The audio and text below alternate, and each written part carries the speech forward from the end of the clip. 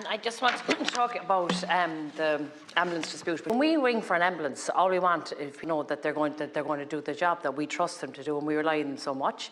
So it just doesn't make sense to me that that the HSE at the moment are even talking about having conditions when they're going in for negotiations. But you can't end a dispute if you're going to have predetermined conditions before you even start negotiations. So I suppose, and just from talking to some of the ambulance personnel who had spent years training and upskilling, and their jobs have, obviously their job role has changed. We all spoke about this yesterday, but what struck me from listening to some of their concerns yesterday is that there is a fear that that part of the driving part is being handed over to private companies, which is a real issue. And this is about how we're handing over public services to private providers. And I just want to question again the whole government at the moment, their attitude towards state-led childcare.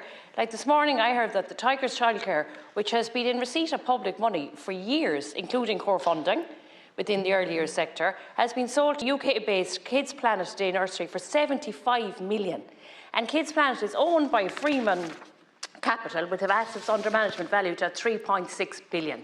So is this who we want running our childcare? Is this who we want? And we can see the same thing happened with the nursing homes, for example, in Sligo that I brought up, elderly people in retirement village, again being operated by big multinational private companies, and that's with investments within private companies. Is this who we want running our ambulance services? Is this who we want running our childcare? Is this who we want running with, like any of the public services or essential public services that should be provided by the state, and we're handing it over? So I think there's a lot more to this dispute, and I think that, just going back to the ambulance service personnel, that they have upskilled, they spend time upskilling, they've spent money upskilling, they spent so it's beggars belief that already we're in the first step that the yesterday's strike was ended before the 19th of May, that already there's been preconditions put in, and that's no way to enter negotiations when the government and the HSE are already saying, well, if you do this, we can't do this, if you do this, you won't do this. So I just think we need to be very aware that we are continuously moving